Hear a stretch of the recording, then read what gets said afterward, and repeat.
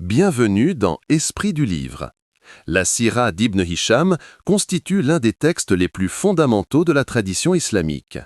Elle n'est pas seulement une biographie du prophète Muhammad sallallahu alayhi wa sallam, mais une véritable chronique de formation d'une communauté, d'un message et d'une civilisation. En s'appuyant principalement sur l'œuvre d'Ibn Ishaq, l'un des premiers historiens de l'islam, Ibn Hisham a sélectionné, purifié et réorganisé les récits afin d'offrir au lecteur une version fiable, cohérente et respectueuse du rang prophétique. Son travail ne se limite pas à raconter des événements, il explique les liens entre les générations, révèle les signes précurseurs de la révélation, met en lumière les valeurs morales de la société arabe et montre comment le prophète sallallahu alayhi wa sallam fut préparé progressivement et divinement à porter le dernier message. Dans ce résumé long et reformulé, chaque partie développera le contexte historique indispensable à la compréhension de la Sira, les événements majeurs expliqués de manière claire, les dimensions spirituelles et symboliques et les implications humaines, sociales et morales. Partie 1. Les racines sacrées, la noblesse ancestrale et la préparation divine de la lignée prophétique. La Sira commence avant la naissance du prophète sallallahu alayhi wa sallam avec un long parcours au cœur des familles arabes anciennes.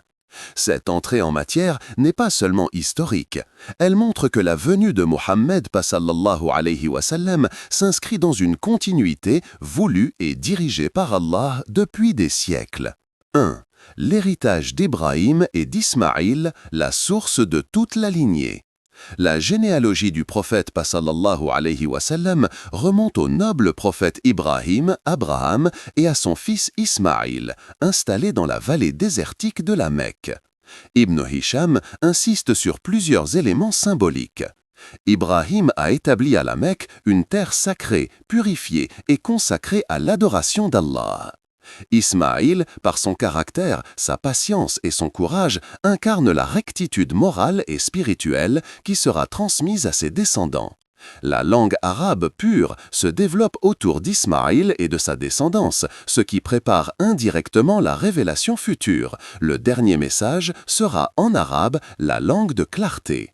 Cette origine prophétique inscrit la naissance de Muhammad sallallahu alayhi wa sallam dans une longue suite de signes et de bénédictions. 2. La tribu d'Adnan et la formation des Arabes du Nord. Plusieurs générations après Ismaïl apparaît Adnan, figure centrale des Arabes du Nord. Ibn Hisham s'attarde sur le prestige moral et le rôle d'unificateur de Adnan. Sa descendance donnera naissance à plusieurs tribus importantes, dont celle qui nous intéresse, Quraysh, dépositaire de la Kaaba et du service des pèlerins. À cette époque, les tribus arabes vivent dans un désert rude, structuré par le sens de l'honneur, le respect des pactes, la poésie, les alliances tribales et une vie centrée sur la Kaaba, même si le polythéisme s'était répandu. Ibn Hisham rappelle que cette société, malgré ses erreurs religieuses, conservait encore des vestiges de tradition abrahamique, hospitalité, protection des faibles, respect du sacré. Ces valeurs deviendront le terreau de la mission future. 3. De Fir Quraysh à Qusay, la construction du prestige mecquois. Parmi les ancêtres du prophète sallallahu alayhi wa sallam, plusieurs personnalités se distinguent, mais Fir, considéré comme le père fondateur de Quraysh, occupe une place notable. Fir, l'identité Quraysh. Il rassemble clans et familles dispersées et leur donne une identité unifiée autour de la Kaaba. Grâce à lui, Quraysh devient un groupe respecté, connu pour sa cohésion et sa gestion du sacré. Qusay ibn Kilab, l'architecte de la Mecque. Quelques générations plus tard, Qusay joue un rôle décisif. Il récupère l'autorité autour de la Kaaba. Il réorganise la Mecque en quartiers et en clans structurés. Il établit des institutions comme la maison des assemblées, Dar an-Nadwa, où se prennent les décisions politiques. Il organise les services destinés aux pèlerins, eau, nourriture, protection. Cette organisation politique et sociale prépare le terrain à la future communauté musulmane. 4. Abdul Muttalib, le porteur de signes entre miracle et noblesse. Le grand-père du prophète sallallahu alayhi wa sallam se distingue immédiatement par son sens du sacré, sa générosité et la grandeur de son caractère. La redécouverte du puits de Zamzam. Avec l'aide d'un rêve répétitif, il trouve le puits perdu depuis des siècles. La redécouverte de Zamzam n'est pas seulement un événement pratique, elle symbolise la revivification d'une bénédiction abrahamique annonçant qu'un événement exceptionnel approche. Le vœu d'offrir un sacrifice est la naissance d'Abdallah. Suite à un serment qu'il avait fait, il manque d'offrir son fils Abdallah en sacrifice. L'épisode se termine en rançon par 100 chameaux. Cet événement est considéré par les savants comme un signe majeur. Le père du prophète est préservé pour une mission grandiose. L'attaque de l'éléphant, un miracle annonciateur. Lorsqu'Abraha veut détruire la Kaaba, Allah envoie des oiseaux portant des pierres brûlantes. La Kaaba est protégée d'une manière qui dépasse les lois naturelles. Cette année, l'année de l'éléphant, sera l'année même où naîtra le prophète sallallahu alayhi wa sallam. Ibn Hisham souligne le caractère providentiel de cette coïncidence. Le monde est préparé à accueillir la lumière. 5. Le mariage d'Abdallah et d'Amina, l'union de deux lignées pures. Abdallah, fils préféré d'Abdul Muttalib, est décrit comme un homme d'une beauté exceptionnelle, d'une noblesse intérieure remarquable et d'une pureté reconnue. Il épouse Amina bint Wahb, elle-même issue d'une famille honorable et réputée pour son intégrité. Ce mariage est souvent présenté dans la tradition comme une union bénie, où la lumière prophétique, selon l'expression des anciens, se transmet. Peu après le mariage, Abdallah meurt lors d'un voyage commercial, laissant derrière lui une épouse enceinte et un enfant qui changera l'histoire du monde. Partie 2. La naissance bénie, l'enfance protégée et les premiers signes de la mission prophétique. La deuxième partie de la Sira d'Ibn Hisham explore l'arrivée du prophète Mohammed sallallahu alayhi wa sallam dans ce monde, les circonstances étonnantes de sa naissance, puis les différentes mains qui l'ont élevé. Cette période est essentielle, elle dévoile comment Allah a entouré son messager d'une protection visible et invisible bien avant la révélation. 1. Une naissance entourée de signes et de bénédictions. Le prophète sallallahu alayhi wa sallam naît à la Mecque, l'année de l'éléphant, quelques semaines après la défaite d'Abraha. Cette coïncidence n'est pas considérée comme un hasard dans les récits anciens. Elle symbolise la chute d'une puissance arrogante et la protection d'un sanctuaire qui sera bientôt guidé par la lumière prophétique. Point A. Le statut d'orphelin avant même la naissance. Avant sa venue au monde, son père Abdullah disparaît lors d'un voyage commercial. Le prophète sallallahu alayhi wa sallam naît donc orphelin, ce qui donne un sens particulier à son parcours. Il sera entièrement protégé et formé directement par Allah, sans dépendance à une autorité paternelle. Point B. Les récits transmis par sa mère et les femmes de Quraysh. Selon plusieurs traditions rapportées par Ibn Hisham, sa mère Amina raconte avoir ressenti une lumière intérieure. Elle se sentait guidée, rassurée, portée. Elle aurait vu lors de sa grossesse des signes indiquant que son enfant aura une destinée unique.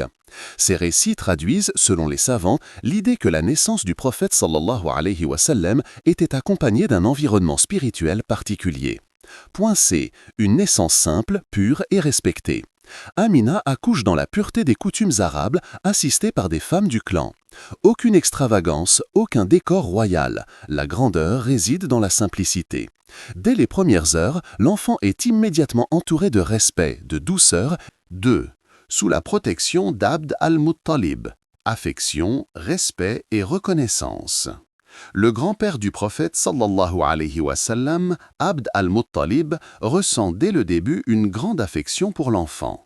Ibn Hisham rapporte qu'il le prenait dans ses bras, le gardait près de lui pendant les assemblées et déclarait publiquement « Cet enfant aura une grande destinée ». Même s'il ne comprenait pas précisément ce qui l'attendait, il percevait en lui une lumière, une noblesse, une sérénité particulière. Par ailleurs, il lui donne le nom Muhammad, un nom rare dans l'Arabie de l'époque. Ce nom signifie « celui qui est loué, celui qui mérite l'éloge ». Plusieurs érudits considèrent que ce choix fut inspiré, annonçant son futur rôle. 3. Le système des nourrices bédouines, un environnement pur et protecteur. Dans la tradition arabe, les nourrissons issus de familles nobles étaient confiés à des femmes des tribus bédouines. L'objectif était triple. leur donner un air pur loin de la ville, leur transmettre une langue arabe claire et pure, les élever dans une vie simple, loin du bruit et des tensions sociales. Le choix de Halima as-Sa'diya. Parmi les nombreuses nourrices, celle qui accepte l'enfant est Halima, de la tribu de Banu Saad. Sa famille vivait dans une période de grande sécheresse et de pauvreté. Mais dès qu'elle prend l'enfant dans ses bras, des signes apparaissent. Sa monture reprend force, sa poitrine s'abonde de lait, les brebis de son troupeau retrouvent soudainement de la fertilité. Ibn Hisham rapporte ce type d'événements comme des marques de bénédiction accompagnant la présence du prophète sallallahu alayhi wa sallam. Une enfance calme, douce et dépourvue de troubles. Chez Halima, l'enfant vit dans une atmosphère paisible. Il respire un air pur. Il grandit dans la simplicité et l'endurance. Il se développe sans être touché par les tensions de la Mecque. Cette période contribue à façonner son caractère. Douceur, humilité, courage, patience et pureté intérieure. 4. L'ouverture de la poitrine, un événement mystérieux et significatif. L'un des épisodes les plus connus de la petite enfance du prophète sallallahu alayhi wa sallam est celui dit de l'ouverture de la poitrine, choc as-sadr. Ibn Hisham rapporte que 2 anges apparaissent à l'enfant alors qu'il joue avec ses camarades. Ils l'allongent, ouvre sa poitrine, retire une impureté symbolique, purifie son cœur dans un récipient rempli de neige et le remplissent de lumière et de sagesse.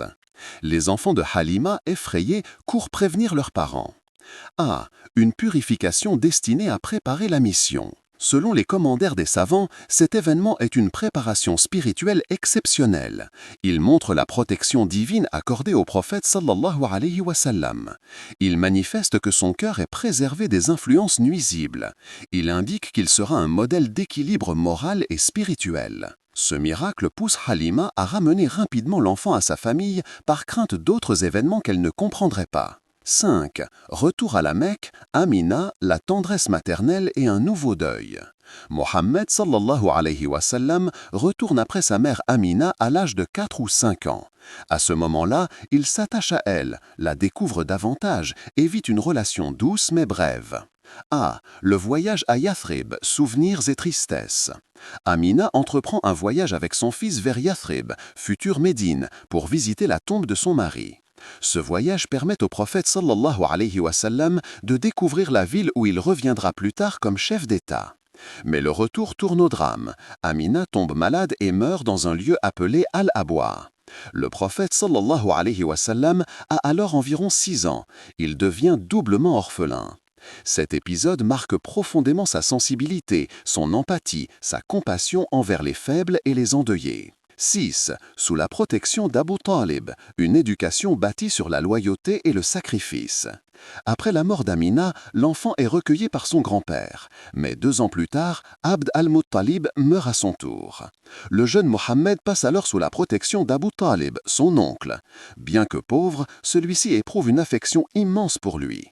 A. Une vie parmi les commerçants et les caravaniers. Abu Talib appartient à une lignée respectée mais sans grande richesse.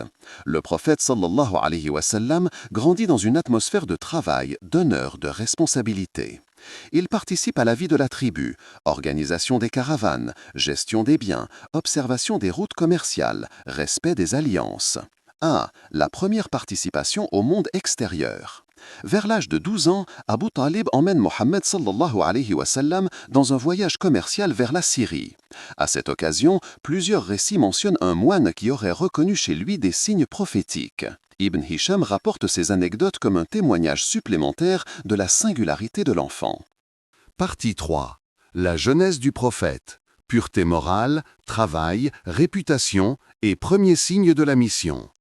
Après une enfance marquée par la perte, la protection divine et une éducation noble, la jeunesse du prophète Mohammed sallallahu alayhi wa sallam constitue une étape déterminante.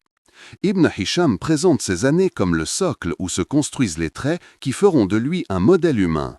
Sincérité, courage, sens de la justice, loyauté, modestie et générosité.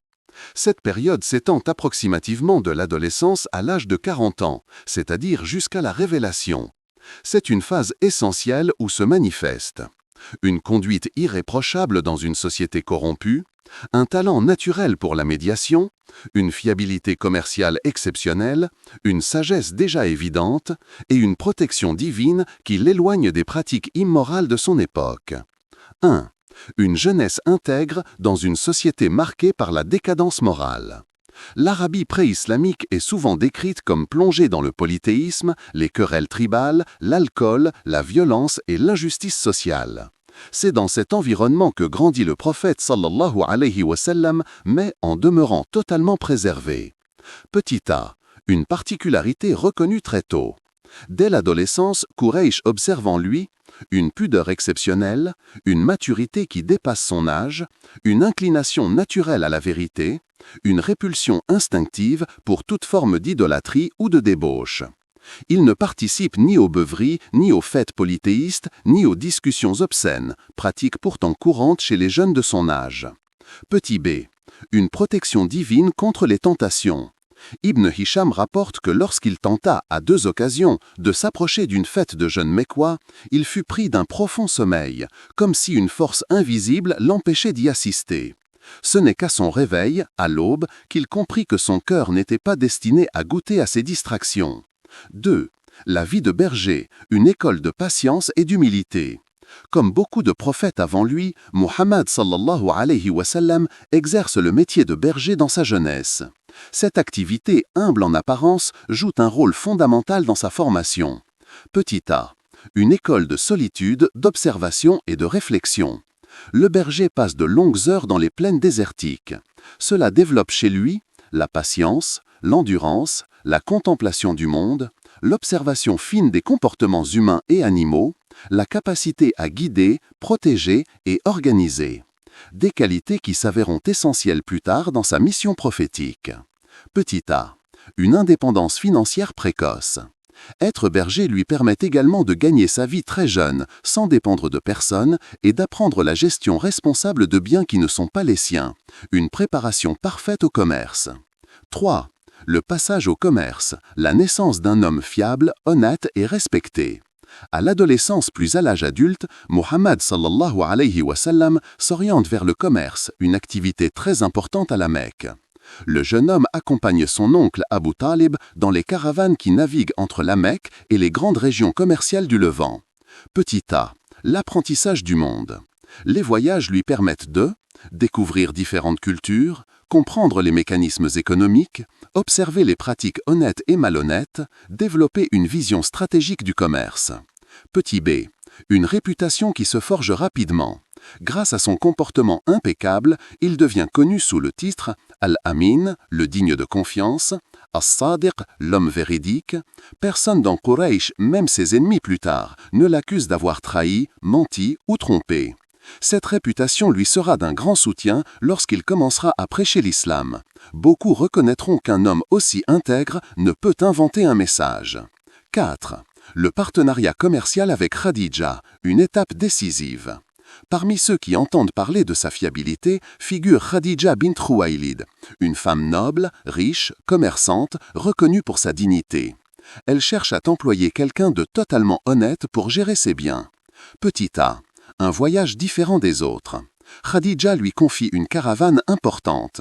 Au cours de ce voyage, il réalise d'excellentes affaires, il évite les tromperies, il traite ses partenaires avec une équité remarquable, il gère les biens comme s'ils étaient les siens, il se montre d'une honnêteté totale.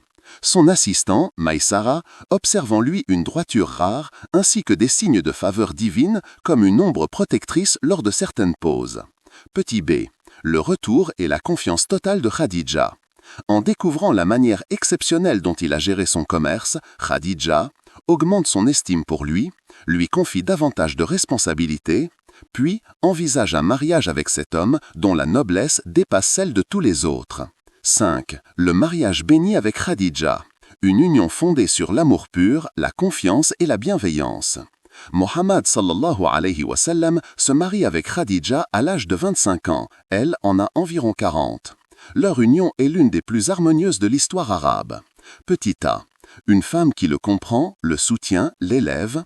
Khadija lui offre un foyer paisible, une stabilité émotionnelle, une sécurité financière, un soutien moral inégalable. Elle reconnaît sa valeur avant même la révélation et restera sa première croyante, sa première confidente, son premier soutien. Petit b. Une vie familiale exemplaire. De leur mariage naissent plusieurs enfants. El-Qasim, Abdullah, Zainab, Ruqayya, Kulthum et Fatima. La vie qu'elle mène auprès d'elle est une vie de respect mutuel, de clarté morale, sans mensonge, sans infidélité, sans violence, sans dérive.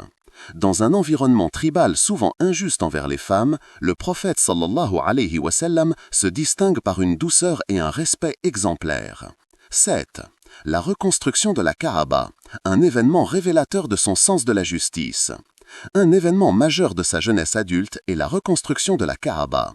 Après une inondation, la structure devient dangereuse et Quraysh décide de la rebâtir. Beaucoup craignent que toucher la Kaaba provoque la colère divine, mais les habitants finissent par commencer les travaux. Petit a. Le moment du conflit. Lorsque la reconstruction arrive à son terme, une question explosive surgit. Qui aura l'honneur de placer la pierre noire, Al-Hajarul Aswad? Chaque clan veut obtenir cet honneur. La tension monte, les armes ne sont pas loin, jusqu'à ce que quelqu'un propose. Choisissons pour arbitre la première personne qui franchira le seuil du sanctuaire. La première personne à entrer est Mohammed sallallahu alayhi wa sallam. Petit c. Une solution brillante et équitable. Connu pour sa sagesse, il propose une solution qui satisfait tout le monde. Il étend un tissu, place la pierre noire au centre, demande à chaque chef de clan de saisir un coin du tissu. Ensemble, il soulève la pierre, lui-même l'installe à sa place. Cette sagesse évite un conflit tribal majeur et renforce encore son statut de sage, juste et modérateur. 7. Une vie marquée par la méditation, la solitude réfléchie et l'appel intérieur. À l'approche de la quarantaine, Mohammed sallallahu alayhi wa sallam se détache progressivement du mode de vie de Quraysh. Petit a. Le goût croissant pour la solitude. Il cherche la tranquillité, le silence, la contemplation. Il passe de longues heures à réfléchir au sens de la vie, à méditer sur la création, à s'interroger sur la justice, à rejeter intérieurement l'idolâtrie. Petit b. La grotte de Hira, le refuge de son âme. Il se retire régulièrement dans la grotte de Hira, sur la montagne de Nour, pour méditer, pour prier selon les vestiges de la religion d'Ibrahim, pour s'éloigner des injustices de la société mécoise. Ibn Hisham considère cette étape comme un préambule intérieur à la révélation. Partie 4. L'appel public et l'épreuve de la persécution. 1. Le passage décisif de la discrétion à la proclamation. Après plusieurs années d'appels discrets, durant lesquels la foi s'était enracinée dans les cœurs des premiers croyants, survint le moment que Dieu avait fixé, l'appel public. La révélation descendit avec une injonction claire. Proclame ce qu'on t'ordonne. Ce verset marquait un tournant historique. Le prophète sallallahu alayhi wa sallam devait désormais transmettre le message au grand jour, devant son peuple, sans détour ni crainte. 2. L'ascension du mont Safa, le premier discours public. Muhammad sallallahu alayhi wa sallam grimpa sur le mont Safa, un lieu stratégique d'où l'on pouvait alerter toute la ville. Il appela chaque tribu par son nom, une méthode qui montrait l'importance du message. Les Mécois, intrigués par la voix qu'ils connaissaient pour sa véracité, accoururent. Il leur posa d'abord une question, destinée à établir une évidence. « Si je vous annonçais qu'une armée se prépare derrière cette colline, me croiriez-vous » Sans hésiter, ils répondirent « Oui, tu n'as jamais menti. » Alors il dit « Je suis pour vous un avertisseur, avant un châtiment douloureux. Adorez Dieu seul. » Ce moment fut fondateur. Le message divin venait d'être annoncé à haute voix pour la première fois. 3. La réaction violente d'Abu Lahab. Parmi les premiers à réagir se trouvait Abu Lahab, oncle du prophète sallallahu alayhi wa sallam, animé par une hostilité ancienne. Il cria devant tous « Que périsses-tu? Est-ce pour cela que tu nous as réunis ?»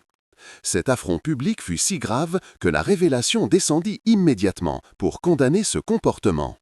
C'était la première fois qu'une personne était explicitement dénoncée dans le Coran. 4. L'appel général, l'opposition de Quraysh s'organise. Lorsque le prophète sallallahu alayhi wa sallam commença à réciter les passages parlant de l'unicité de Dieu, de la vie future et de la vanité des idoles, l'opposition se fit frontale.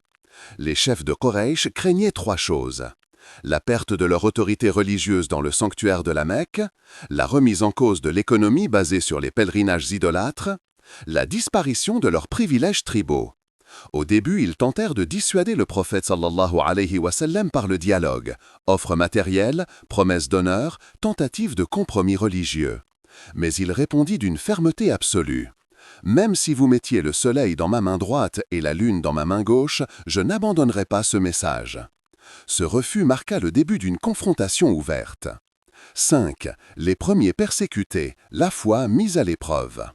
Incapables de faire reculer le messager, les chefs de Quraysh reportèrent leur colère sur les croyants, surtout les plus faibles socialement. Parmi les premières victimes, Bilal, torturé sous le soleil brûlant, répétera inlassablement « Ahad, Ahad, Dieu est un ». Soumaïa et Yassir, martyrisés pour leur foi, Soumaïa devenant la première martyre de l'islam. Habbab, Ammar et bien d'autres subirent coups, insultes, chaînes et privations. Ces persécutions visaient à briser la communauté naissante, mais elles produisirent l'effet inverse. Elles révélaient la force spirituelle de ces croyants. 6. La protection d'Abu Talib et les dilemmes tribaux. Le prophète sallallahu alayhi wa sallam fut globalement épargné au début grâce à la protection d'Abu Talib, son oncle et chef respecté de Banu Hashim. Quraysh tentèrent à plusieurs reprises de convaincre Abu Talib de le faire taire. Ils lui dirent: « Soit tu arrêtes ton neveu, soit nous nous dresserons contre toi. » Abu Talib, malgré la pression, choisit d'honorer son devoir familial et déclara qu'il ne l'abandonnerait jamais. Ce soutien fut crucial pour la survie de la mission. 8. Le boycott et l'isolement, l'épreuve collective. Lorsque toutes les méthodes échouèrent, Quraysh rédigirent un pacte visant à isoler totalement Banu Hashim et les musulmans. Le boycott imposait interdiction de commerce, interdiction de mariage, rupture totale des relations sociales. Les musulmans et leurs alliés se réfugièrent dans la vallée d'Abu Talib. Durant près de 3 ans, ils endurèrent faim, soif et isolement. Beaucoup se nourrissaient de feuilles d'arbres. Malgré cela, la foi demeurait inébranlable. 9. Une persécution qui révèle la grandeur morale du prophète sallallahu alayhi wa sallam. Malgré les insultes, les agressions, les moqueries et les tentatives de corruption, le prophète sallallahu alayhi wa sallam restait d'une patience exemplaire. Il n'insultait jamais ses adversaires, il ne demandait pas vengeance, il continuait d'appeler avec douceur et priait même pour certains de ses persécuteurs. Cette attitude devint l'une des preuves de sa sincérité. Partie 5. L'année du chagrin et les signes d'un tournant spirituel majeur. 1. La fin du boycott, un souffle d'espoir après des années d'étouffement. Après près de 3 ans d'isolement dans la vallée d'Abu Talib, où les musulmans endurèrent famine, maladie et exclusion sociale, un événement inattendu se produisit. Le pacte du boycott, suspendu dans la Kaaba et considéré par Quraysh comme sacré, fut mystérieusement rongé par des insectes, ne laissant intacts que les mots mentionnant le nom de Dieu. Lorsque les chefs de la Mecque constatèrent cela, certains y virent un signe, d'autres une simple coïncidence. Mais sous la pression de quelques notables sensibles à l'injustice, le boycott fut levé. La communauté put enfin revenir en ville. Mais cette accalmie fut brève, car 2 coups terribles allaient frapper successivement le messager sallallahu alayhi wa sallam. 2. La mort de Khadija, la perte du pilier affectif et moral. Peu après la levée du boycott, Khadija, l'épouse, la confidente, le soutien inébranlable, tomba malade. Affaiblie par les années d'épreuve, elle finit par retourner à son Seigneur. L'impact de sa disparition fut immense. C'était la première à avoir cru en lui, celle qui l'avait rassuré la nuit de la révélation, celle qui avait mis sa fortune, sa protection et son amour au service de sa mission. Sa maison était un havre de paix, son absence devint un vide immense. Le prophète sallallahu alayhi wa sallam pleura longuement. Il ne remercia jamais assez Dieu de lui avoir donné Khadija et la mentionnera toujours avec tendresse. 3. La mort d'Abu Talib, la perte du protecteur. Comme si cela ne suffisait pas, une autre nouvelle terrible frappa le cœur du prophète sallallahu alayhi wa sallam. La maladie d'Abu Talib, son oncle et protecteur tribal. Malgré son refus de se convertir, par fidélité au code d'honneur des ancêtres, Abu Talib n'avait jamais cessé de soutenir son neveu. Il l'avait protégé des agressions, il avait affronté Quraysh pour lui, il avait supporté le boycott jusqu'au bout. À sa mort, le prophète sallallahu alayhi wa sallam perdit non seulement un oncle, mais un rempart politique. La réaction de Quraysh fut immédiate. Désormais, sans la protection d'Abu Talib, il pouvait s'attaquer directement à lui sans craindre la vengeance tribale. Les insultes devenaient plus dures, les agressions plus fréquentes, les humiliations plus violentes.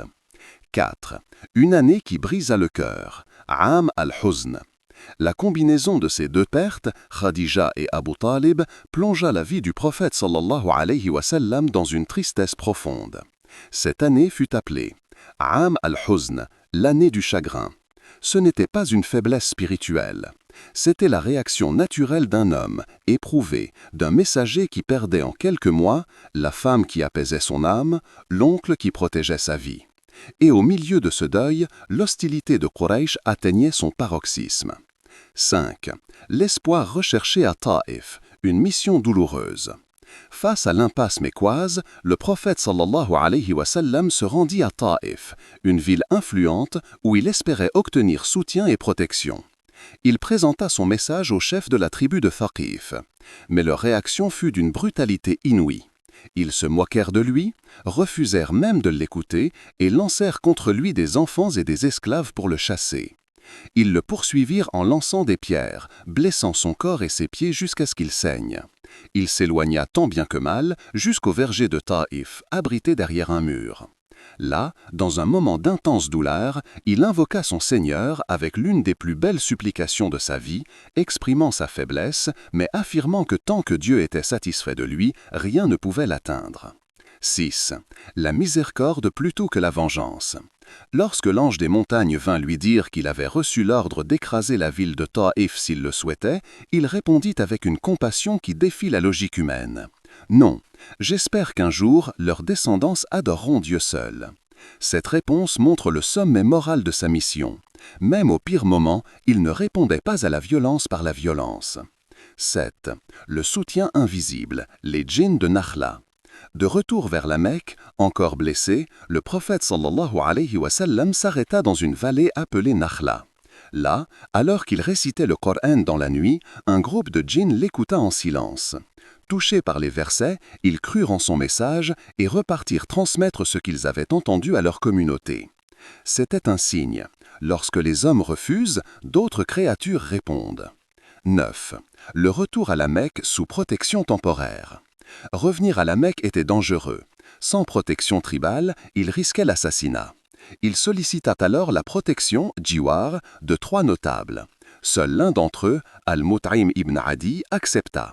Il fit entrer le prophète sallallahu alayhi wa sallam dans la ville, escorté par ses fils, armes en main, annonçant publiquement qu'il était sous sa sauvegarde. Une fois encore, Dieu lui accordait un moyen de continuer sa mission. 9. Une année noire, mais un souffle divin s'approche. Dans cette période où tout semblait fermé, la mort de Khadija, la mort d'Abu Talib, le rejet de Taïf, la cruauté de Quraysh, un immense événement se préparait. Un événement destiné à le consoler, à l'élever, à lui montrer sa place véritable dans l'ordre divin. Cet événement, c'est Al-Isra wa Al-Mi'raj, le voyage nocturne et l'ascension céleste. Partie 6. Le voyage nocturne, Al-Isra ou Al-Miraj, et le début du tournant vers Médine. 1. Une consolation céleste après l'année la plus sombre. Après la mort de Khadija, d'Abu Talib et l'humiliation vécue à Taïf, le prophète sallallahu alayhi wa sallam traversait l'une des périodes les plus douloureuses de sa vie.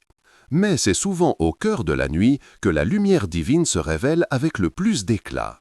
Dans cette période de tristesse profonde, Dieu lui accorda un signe grandiose, un honneur que nul prophète avant lui n'avait reçu de manière aussi complète, un voyage à travers les dimensions célestes, destiné à le consoler, le renforcer et lui montrer la grandeur de sa mission.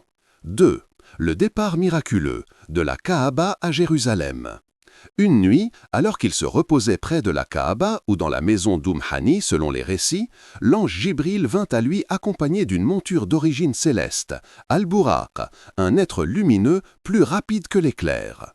Jibril prit alors le prophète sallallahu alayhi wa sallam et l'emmena dans un voyage extraordinaire vers une terre bénie, Beit al-Maqdis, à Jérusalem.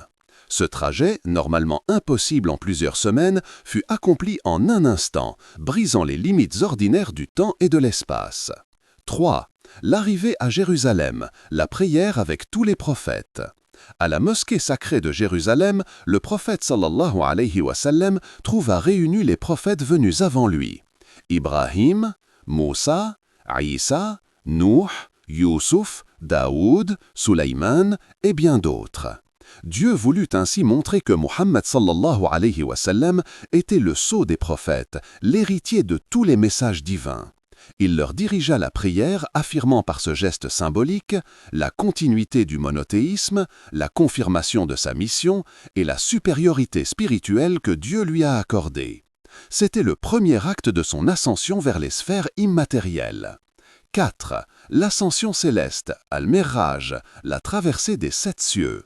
Après la prière, Jibril conduisit le prophète sallallahu alayhi wa sallam vers l'ascension céleste. Dans chaque ciel, il rencontra un prophète. Premier ciel, Adam, père de l'humanité. Il l'accueillit avec un sourire bienveillant. Deuxième ciel, Isa et Yahya, 2 cousins prophètes. Ils lui souhaitèrent la paix et la bénédiction. Troisième ciel, Youssouf, dont la beauté était incomparable. Il le félicita pour sa place auprès de Dieu. Quatrième ciel, Idriss, le prophète élevé à un rang éminent. Il glorifia Dieu à sa rencontre. Cinquième ciel, Haroun, le frère de Moussa. Il lui exprima son amour et ses prières. Sixième ciel, Moussa, qui pleura en voyant la communauté de Muhammad sallallahu alayhi wa sallam surpasser la sienne en nombre. Un moment profondément humain. Septième ciel, Ibrahim, adossé à la maison céleste, Al-Bayt al-Ma'mour. Il lui transmit un message pour sa communauté. Le paradis est fertile et vaste. Ses plantations sont Subhanallah, Alhamdulillah, La ilaha illallah, Allahu Akbar. Chaque rencontre consolida sa position. Il était le sceau, le dernier, le guide final. 5. Le dialogue au-delà des cieux, un honneur unique. Il atteignit ensuite un lieu auquel aucun autre être créé n'avait jamais accédé. Sidrat al-Muntaha, le lotus de l'extrême limite. C'est là qu'il reçut directement les directives divines, sans intermédiaire.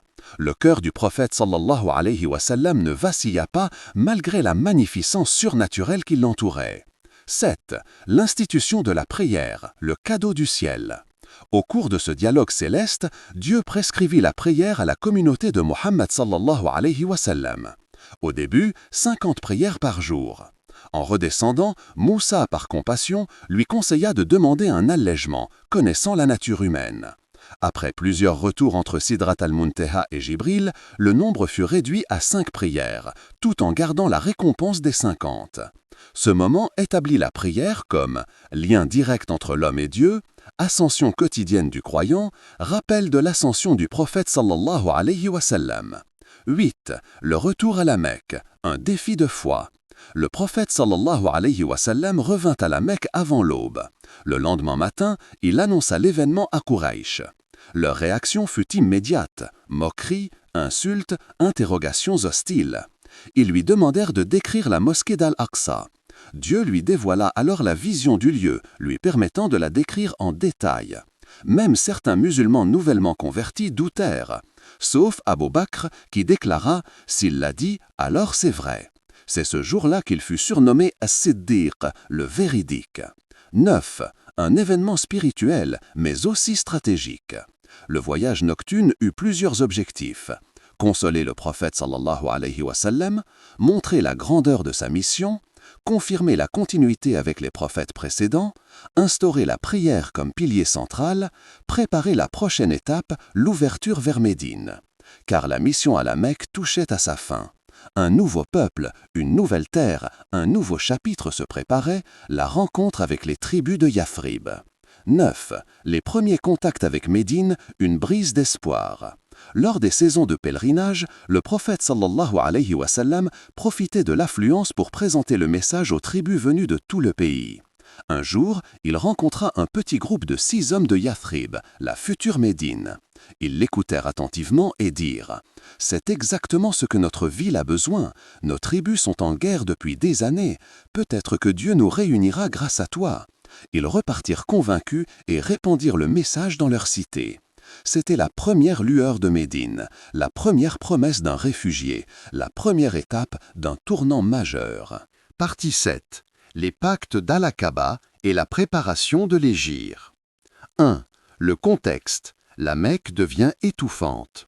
Après le voyage nocturne et l'ascension céleste, la situation à la Mecque restait extrêmement difficile. Les Quraïsh intensifiaient leur persécution. Les musulmans étaient toujours marginalisés et menacés.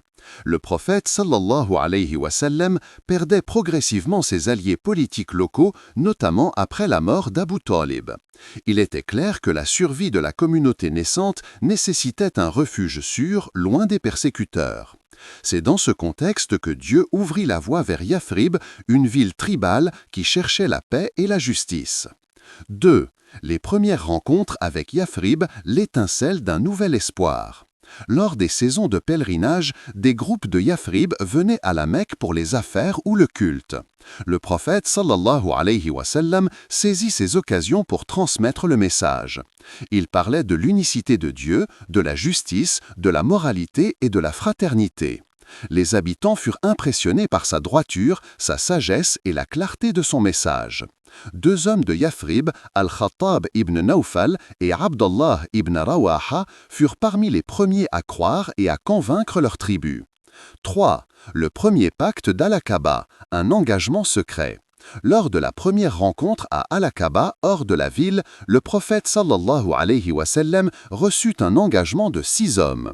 Ils promirent de croire en Dieu seul, de soutenir la justice, de protéger le messager, de ne jamais trahir la communauté naissante. Ce pacte, discret et secret, était un pas monumental. Il liait moralement et spirituellement la Mecque et Yathrib. 4. Le second pacte d'Al-Aqaba, la communauté élargie. L'année suivante, une nouvelle rencontre eut lieu à Al-Aqaba. Cette fois-ci, une 50aine de représentants des tribus de Yathrib furent présents. Les points clés de l'accord.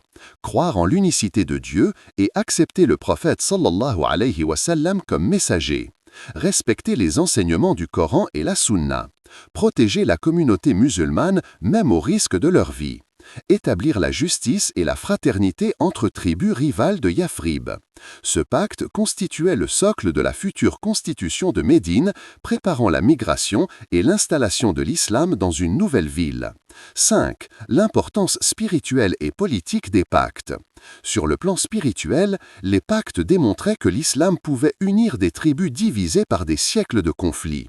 Il confirmait que le prophète sallallahu alayhi wa sallam n'était pas seulement un guide religieux, mais un leader moral capable de construire la paix. Sur le plan politique, Yathrib offrait un refuge stratégique loin de Quraïsh. Le prophète sallallahu alayhi wa sallam pouvait y établir un État basé sur la justice et la protection mutuelle. Ces pactes créèrent également un lien permanent entre les Muhajiroun, migrants de la Mecque, et les Ansar, habitants de Médine. 6. La planification de l'hégire, prudence et sagesse. Une fois les pactes scellés, le prophète sallallahu alayhi wa sallam commença à préparer la migration. Il conseilla aux musulmans de partir par petits groupes pour éviter d'attirer l'attention. Il choisit un itinéraire précis avec des refuges sûrs en cas de danger. Chaque musulman reçut des instructions détaillées. Ne pas provoquer les Quraïsh, préserver la vie et les biens, maintenir la foi et la patience.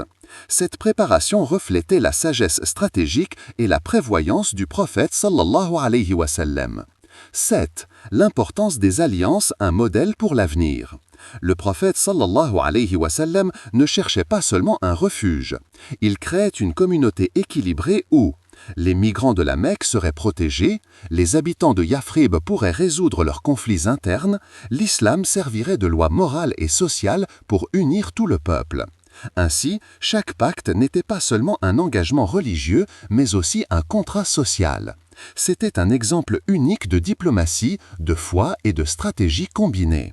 9. Le rôle des premiers croyants dans la réussite de la hégire.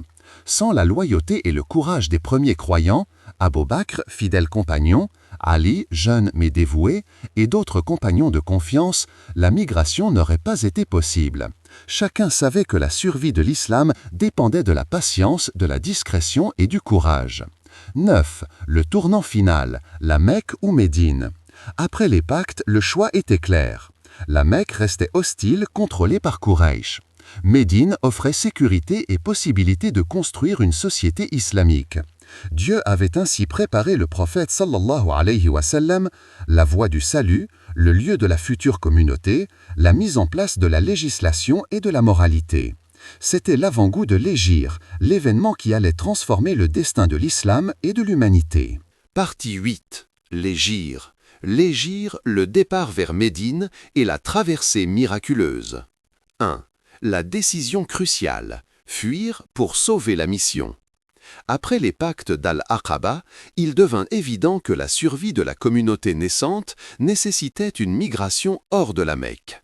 Le prophète sallallahu alayhi wa sallam consulta ses compagnons et leur expliqua que Dieu ouvrait la voie vers Médine, que chaque musulman devait se préparer à quitter famille et biens, que la patience et la prudence seraient leurs armes principales.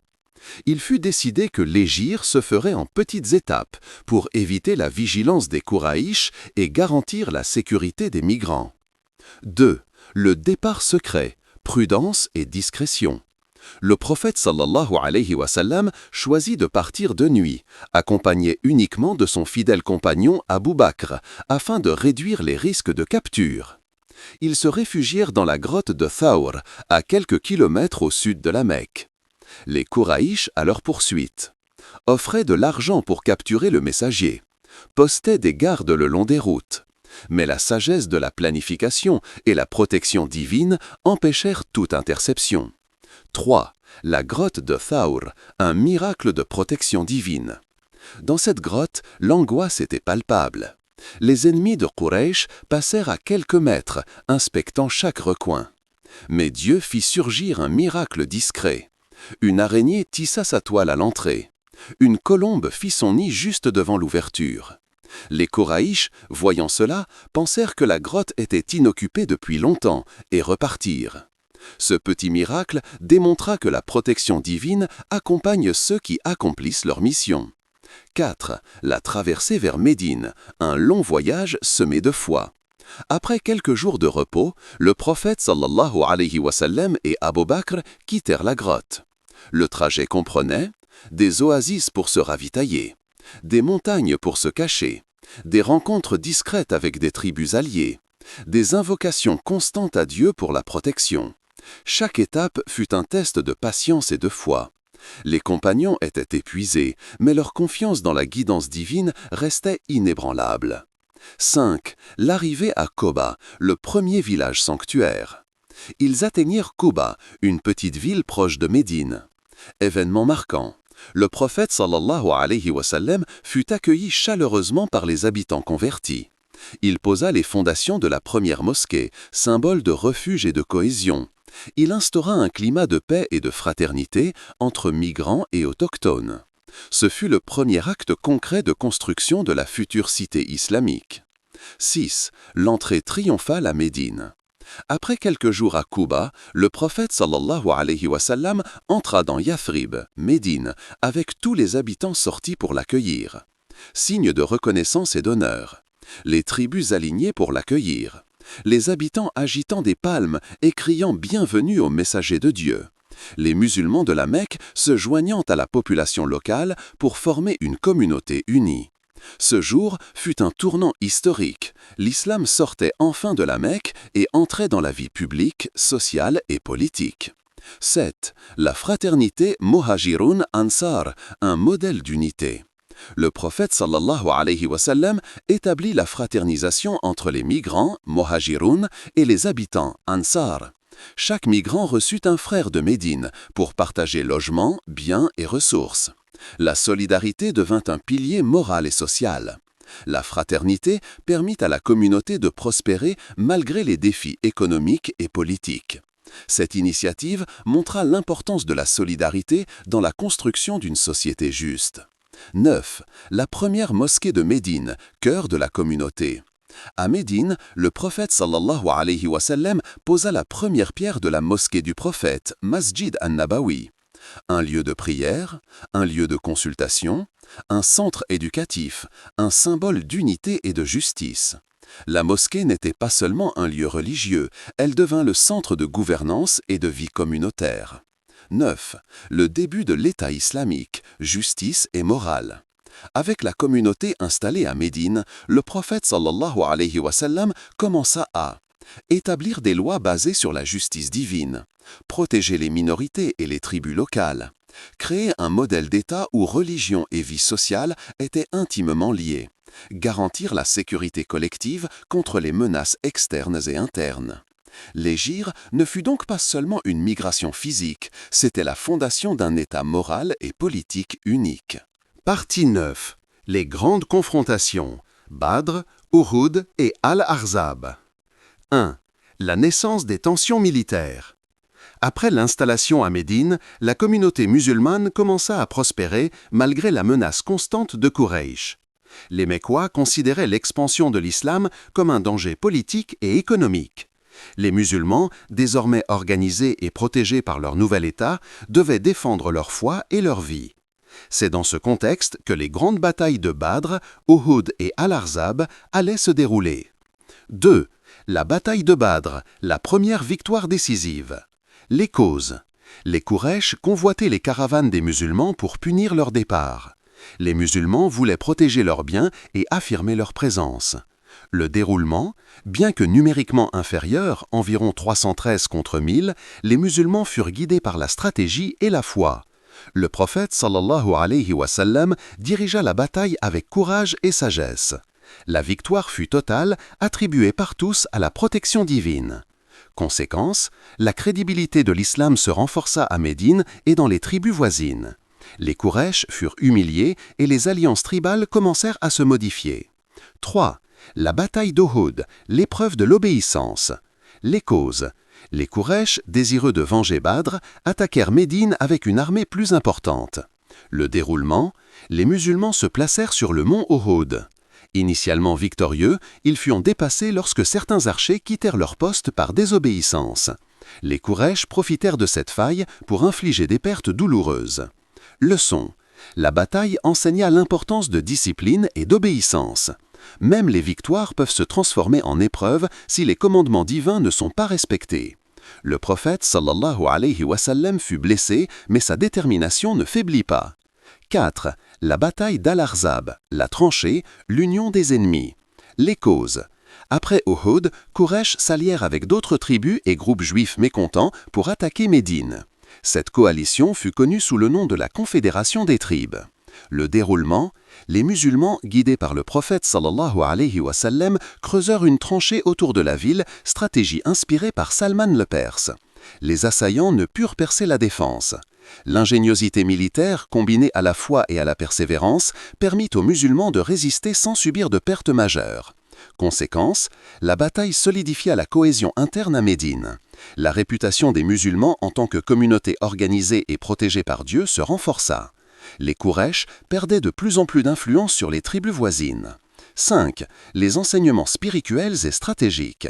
Ces batailles n'étaient pas seulement militaires, elles apportèrent des leçons essentielles.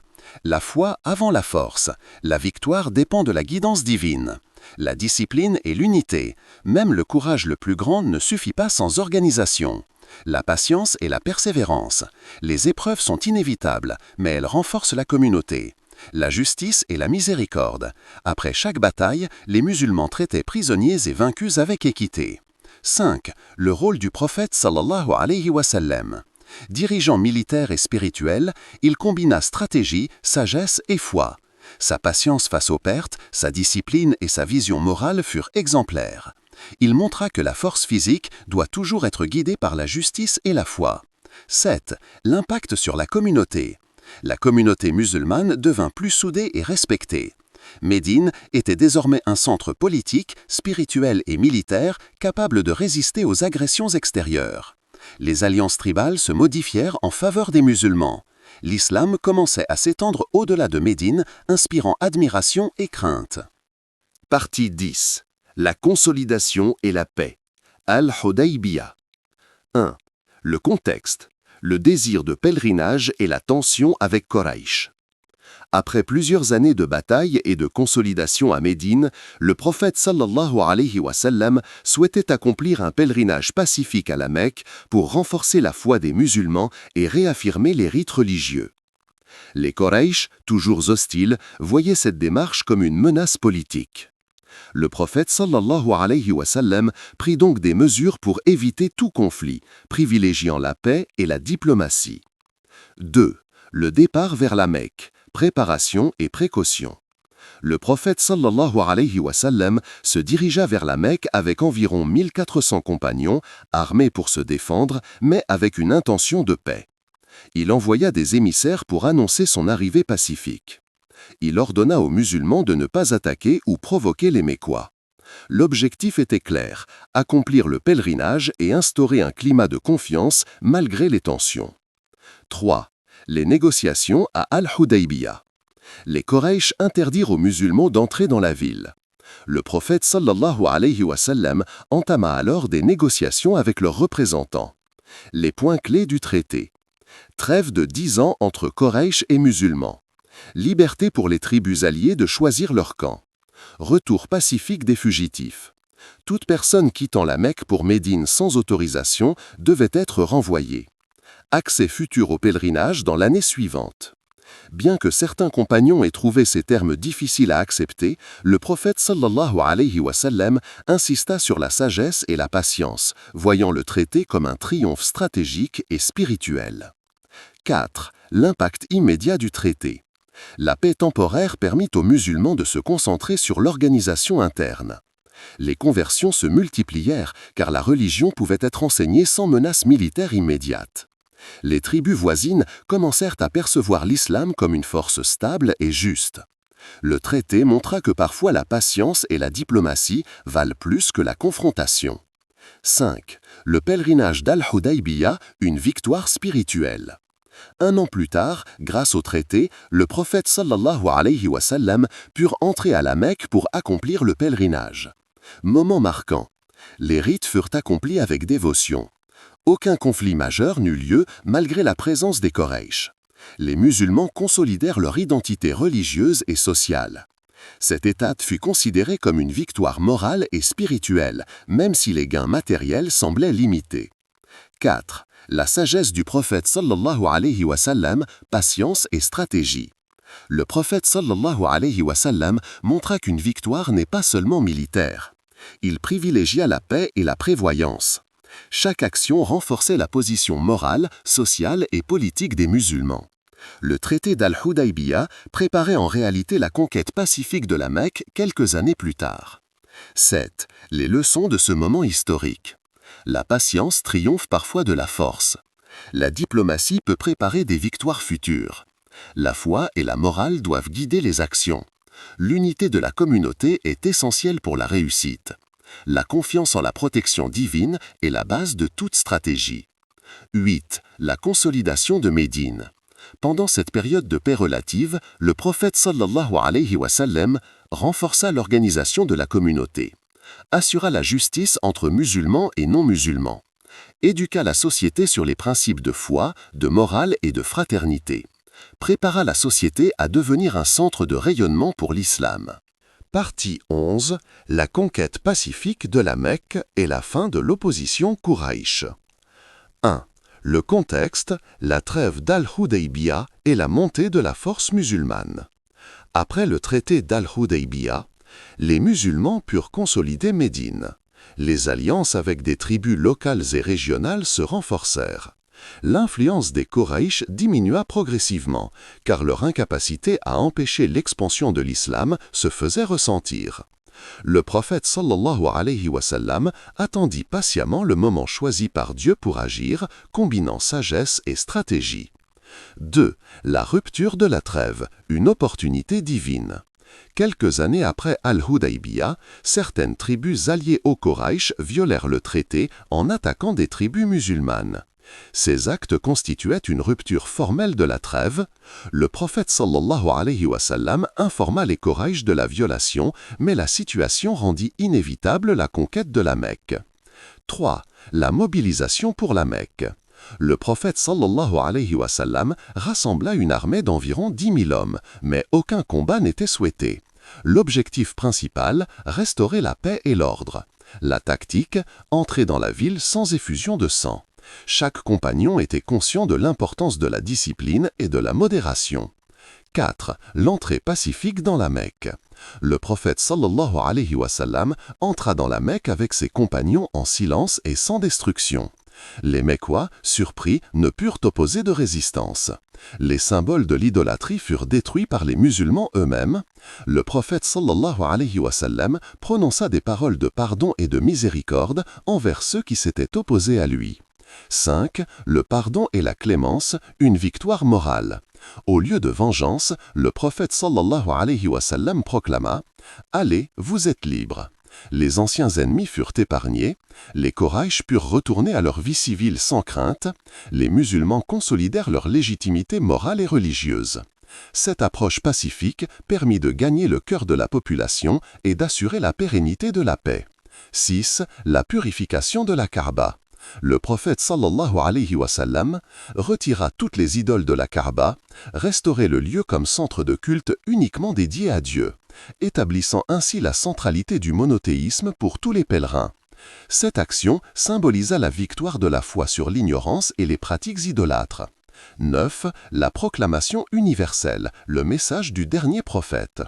À cette occasion, le prophète sallallahu alayhi wa sallam fit un discours mémorable, affirmant l'unicité de Dieu, déclarant la fin de l'opposition Koraïch, exhortant au pardon et à la réconciliation, soulignant que l'islam n'était pas seulement pour la Mecque, mais pour toute l'humanité. 8. Les conséquences de la conquête pacifique. L'islam s'établit solidement à la Mecque, les anciennes hostilités furent apaisées, la ville devint un centre religieux et politique pour tous les musulmans, la communauté pouvait maintenant se concentrer sur la propagation de la foi au-delà de l'Arabie. 9. Les enseignements de la conquête pacifique. La patience et la stratégie sont supérieures à la force brute. La miséricorde et le pardon assurent la paix durable. La foi et la justice doivent guider toute action politique et sociale. La consolidation du pouvoir se fait par la morale, non par la violence excessive. Partie 12. La dernière étape. Les adieux du prophète, l'âge d'adieu et l'établissement définitif de l'islam. 1. Le contexte, la consolidation finale de la communauté. Après la conquête pacifique de la Mecque, l'islam était désormais solidement établi sur la majeure partie de l'Arabie. Les tribus reconnaissaient l'autorité morale et religieuse du prophète. La majorité des habitants de la Mecque étaient musulmans. La religion se diffusait progressivement, renforçant la justice et l'unité. Le moment était venu pour le prophète de transmettre ses derniers enseignements et de laisser un héritage clair à sa communauté. 2. L'âge d'adieu, la dernière grande assemblée. En l'an 10 de l'Hégire, le prophète accomplit son dernier pèlerinage. Plus de 100 000 musulmans l'accompagnaient, venant de diverses tribus. Il rappela l'importance de la piété, de la fraternité et du respect des droits humains. Il transmit des messages clairs sur les devoirs religieux et moraux qui restent valables jusqu'à aujourd'hui. Les points clés du sermon. L'égalité de tous les croyants, indépendamment de leur race ou de leur statut. La fin des pratiques injustes et des divisions tribales. La sanctité de la vie, du sang et des biens. L'obligation de suivre le Coran et la Sunna comme guide universel. 3. Les adieux et la consolidation des principes de l'islam. Le prophète, conscient de sa fin prochaine, réunit la communauté, insista sur la cohésion entre musulmans, encouragea à éviter la discorde et les conflits internes, fit de l'enseignement du Coran et de la Sunna le fondement permanent de la vie religieuse et sociale. 4. L'établissement d'une société juste et morale. À Médine, il laissa une structure politique et sociale basée sur la justice, des règles pour le commerce, les alliances, la sécurité et la morale, un exemple vivant de gouvernance équilibrée entre droit, devoir et éthique. Les musulmans purent ainsi vivre en paix, en respectant la loi divine et les principes de fraternité et d'égalité. 5. La fin de la vie terrestre du prophète. Quelques années après l'âge d'adieu, la santé du prophète déclina progressivement. Il continua néanmoins à enseigner, guider et conseiller ses compagnons. Son décès marqua la fin d'une ère, mais son héritage spirituel, moral et social demeura indélébile pour l'humanité. 7. Les leçons de la dernière étape. La patience et la persévérance sont essentielles pour la réussite d'une mission divine. Le pardon et la miséricorde consolident durablement la paix. La justice et l'égalité sont les piliers de toute société humaine. La transmission claire du message est essentielle pour garantir la continuité d'une communauté. L'exemple personnel du guide est plus puissant que les paroles seules. Fin de la partie 12 et conclusion de la Sira. Avec cette dernière étape, l'islam était solidement établi. La communauté musulmane était unie et structurée. Les enseignements et l'exemple du prophète restaient un guide éternel pour l'humanité. La Sira d'Ibn Hisham nous montre ainsi le parcours d'un homme choisi par Dieu pour guider l'humanité, depuis les premiers jours à la Mecque jusqu'à la consolidation finale de la communauté à Médine et la Mecque.